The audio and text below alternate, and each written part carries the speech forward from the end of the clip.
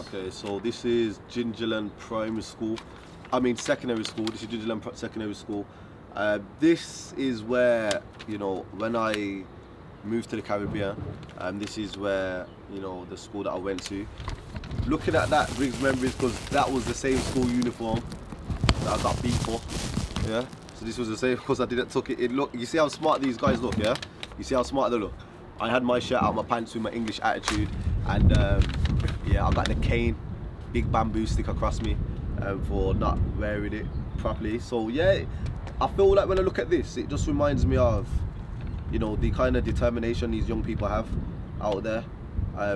Literally, even though they're in a whole different country, in a small island called Nevis, like not even a lot of people would have heard of that country. And these guys want to be the future leaders, and I love the spirit that these guys have, and the respect and the manners that these guys have as well, man. So, and the teaching is incredible.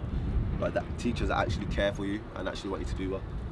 So yeah, I actually met this lady when I was doing a bit of work, a bit of fundraising for one of my organisations.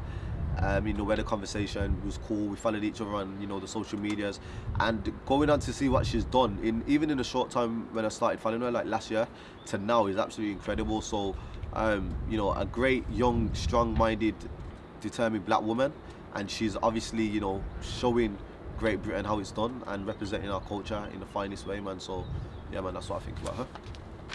Alright, so this is my guy Davidson. This guy is actually he's got a big part in my story, to now, because I actually started my first ever sales job, and this guy was my team leader. So we used to go out on the field every single day, knocking doors, going to businesses, trying to sell products, and that's kind of where I learned majority of my skills as well. So now I do sales training for organizations and companies, and I learned a lot of the skills and the mindset that needed for sales through this guy and the company that we was working for at the time. And this guy kept me well grounded as well, man. He was very strict on me, yeah, but it worked out well, man. And he's a good friend of mine, man. So definitely, man, he's a very great guy, man. And he's vegan as well, and he's got his own vegan things coming out soon, and he's very ambitious, man. So definitely, these are the kind of people that you want to keep around you. So definitely, he's a great guy as well. We have Jamelia. What do I think about Jamelia? I'd really call her Miss Birmingham. She's kept it quite authentic, even though she's kind of gone into the celebrity world and she's always on TV. She's kept it very authentic. So Jamelia, she's Miss Birmingham. She represents Birmingham highly. She represents our culture as well as black people very highly. I would say she doesn't hold her thoughts, what a lot of people do when they get into these positions. And once they get into a certain position, if something's been said in the media, a lot of people don't speak on it, but she defends herself. She defends us as black people, and she defends women as well. So she's very strong-minded again. And definitely somebody that a lot of people should look up to, man, because she's doing amazing things. And she's a family woman as well, so that's great. So here we've got Lotto Boyz, Miss Lady Leshurr, Dapz on the map, and JK. So this is Birmingham music, do you know what I mean?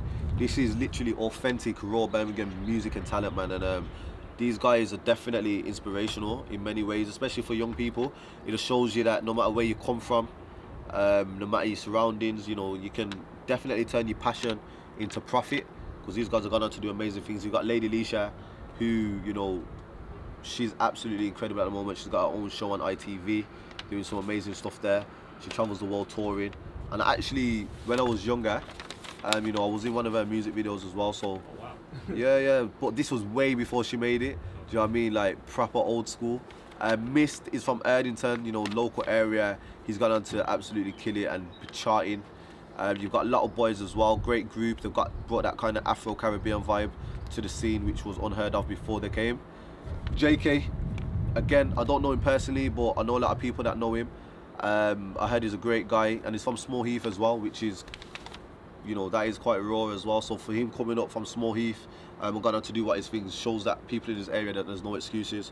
Dapz on the map as well, man. Great artist again. Very, very talented. I think he's one of the most underrated artists in Birmingham, to be honest with you. He's got a great sound, and I really do honestly hope he gets his big break. Alright, so we've got my guy Freedom here.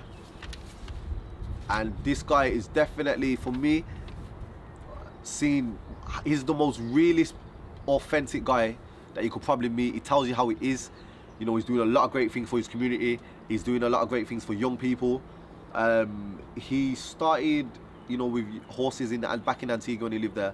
And I know that he kind of continued, you know, his passion with horses and, you know, setting up his own, is it Escatarian? So the urban... Yeah. That honestly is a mouthful of that one, isn't it? The Urban Equestrians Academy. Yeah, that's it. So he's got his own academy here as well. He was on ITV the other day, and listen, like, you see when a lot of people get the chance to go into the media, they kind of switch it up. This guy didn't switch it up at all. He had absolutely everybody on that panel under pressure, and I loved it. I loved it. He's the realest guy that you probably meet. He's doing a lot of great things for the community and the culture. Brother, this is the guy that needs to be in the number 10 Downing Street, not Boris. You know what I'm saying? Last, save the best or last. This is Jordan Jones, also from St Kitts and Nevis as well, heritage. He's one of my business partners, and he's actually a family member. And the craziest thing is about this guy, you know, he's been through a lot, and you know, he really has turned his trauma and things that he's gone through into positivity, which is amazing, man. This guy came from, you know, some humbles and tough beginnings, and we recently not linked up. We only recently linked up, probably like a year or so ago. He actually was coming down to some of my events, and you know, we found out that we was cousins, and then, you know, he was interested in some of the business ideas, and we shared same conversations, similar mindsets, so we thought we definitely should get projects running. We've gone on to set up a few great successful projects, and you know, some great things in the pipeline, man. So yeah, man, definitely is an inspiration. Is an inspiration as well for young people that are, you know, deep in the community, that are around their peers who may be, you know, doing other agendas to yourself.